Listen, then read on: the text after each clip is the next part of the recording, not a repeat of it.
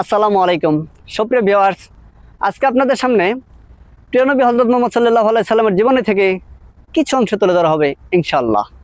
বিসমিল্লাহির রহমানির রহিম। আব্দুল মুত্তালিবের 10 জন পুত্র সন্তান ছিলেন। হারিস, জুবায়ের, হাজল, দিরার, মুকাওবিম, আবুল আহাব, আব্বাস, হামজা, আবু তালেব, আবদুল্লাহ। এদের মধ্যে আবদুল্লাহ মহানবী হযরত মুহাম্মদ সাল্লাল্লাহু আলাইহি সাল্লামের সম্মানিত পিতা। অবশিষ্ট 9 জন ছিলেন তার চাচা। হযরত আব্বাস ভাইদের মধ্যে সবচেয়ে ছোট ছিলেন। তার ফুফু ছিলেন 6 জন: উমাইমা, উম্মে হাকিম, ওয়ারা, আতিকা, সুফিয়া, আরওয়া। হযরত সাদ ইবনে মুয়াজ বদরের যুদ্ধে, হযরত জাওয়ান ইবনে আবেদে কায়েস রাদিয়াল্লাহু তাআলা আনহু, হযরত মুহাম্মদ ইবনে সালমা আনসারী রাদিয়াল্লাহু তাআলা আনহু উহুদের যুদ্ধে, হযরত জুবায়ের রাদিয়াল্লাহু তাআলা আনহু খন্দকের যুদ্ধে, হযরত ইবাদ ইবনে বশির রাদিয়াল্লাহু তাআলা আনহু ও সাদ ইবনে আবি উক্কাস রাদিয়াল্লাহু তাআলা আনহু, আবু আইয়ুব রাদিয়াল্লাহু তাআলা আনহু ও বিল্লাল রাদিয়াল্লাহু তাআলা আনহু প্রমুখ সাহাবীগণ ওয়াদি করার যুদ্ধে পাহারাদারি করেন। এবং যখন এই আয়াতে কালিমা নাজিল হলো, অর্থাৎ আল্লাহ তাআলা স্বয়ং আপনার হেফাজত করবেন, তখন থেকে পাহারাদারির ব্যবস্থা তুলে দেওয়া হলো। মহানবী হযরত মুহাম্মদ সাল্লাল্লাহু আলাইহি সাল্লামের বয়স যখন 35 বছর, তখন কুরাইশগণ বাইতুল্লাহকে নতুন করে মেরামত করার ইচ্ছা করল।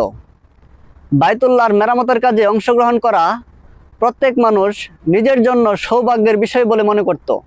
কুরাইশ বংশের প্রতিটি গোত্র নিজেদের সৌভাগ্যের ফয়সালা এর উপর করত যে বাইতুল্লাহ মেরামতের কাজে কে কত অংশ নিতে পারে। সুতরাং এই মেরামত কাজে কোনো ঝগড়া যেন না হয়, এই উদ্দেশ্যে সমস্ত গোত্রের সমূহের মধ্যে মেরামত কার্যের বন্টন করে দিলেন।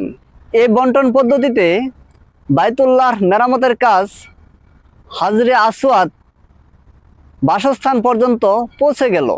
কিন্তু হজরে আসওয়াদকে উঠিয়ে নির্দিষ্ট স্থানে স্থাপন করার ব্যাপারে গোত্রসমূহের মধ্যে চরম মতানৈক্য দেখা দিল। প্রত্যেক গোত্র ও ব্যক্তির খায়েশ ছিল যে এই সৌভাগ্য অর্জন কিভাবে করা যায়। এমনকি তা নিয়ে যুদ্ধের প্রস্তুতিতে অঙ্গীকার নিতে লাগলো। কওমের চিন্তাশীল ব্যক্তিবর্গ আলাপ আলোচনার মাধ্যমে একটি মীমাংসার পন্থা বের করতে মসজিদে সমবেত হলেন। আলাপ আলোচনায় এই ফয়সালা হলো যে যে ব্যক্তি আগামীকাল ভোরে সর্বপ্রথম এই মসজিদের দরজা দিয়ে প্রবেশ করবে, সে ব্যক্তি তোমাদের মধ্যে আর মীমাংসা দিবেন, এবং তার এই হুকুম বা মীমাংসাকে খুদাই মীমাংসা বলে মনে করে সকলেই মেনে নেবে।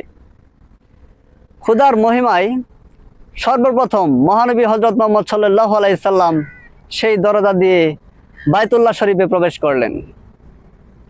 তাকে দেখেই এক বাক্যে সবাই বলে উঠল, ইনি আমাদের আল আমিন, আমরা তার ফয়সালা মেনে নিতে রাজি আছি। মহানবী হযরত মুহাম্মদ সাল্লাল্লাহু আলাইহি সাল্লাম তাশরিফ আনলেন এবং এমন অভিজ্ঞতাপূর্ণ ফয়সালা করলেন যে সকলেই খুশি হয়ে গেল। অর্থাৎ তিনি একটি চাদর নিজ হাতে বিছিয়ে তাতে হজরে আসওয়াদ পাথরটি রেখে দিলেন এবং হুকুম দিলেন যে প্রত্যেক গোত্রের মনোনীত ব্যক্তিরা যেন চাদরের এক এক কোণা ধরে নেয়। এভাবে তাই করা হলো। চাদর হাতে পাথরখানা যথাস্থানে রেখে দিলেন। ইবনে হিশাম এই ঘটনাটি বর্ণনা করার পর লিখেছেন যে নবুয়তের পূর্বে সমস্ত কুরাইশগণ তাকে আল আমিন বা অতি বিশ্বাসী বলে অভিহিত করত।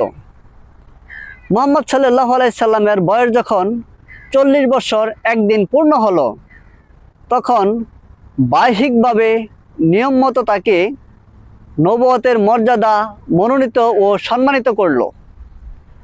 নবুয়ত প্রাপ্তির তারিখ ও জন্ম তারিখেরই অনুরূপ রবিউল আউয়াল মাসের সোমবার। আমাদের এই অনুষ্ঠানটি ভালো লাগলে একটি লাইক দিবেন, সবাই সবার জন্য দোয়া করবেন। আসসালামু আলাইকুম রহমতুল্লাহ।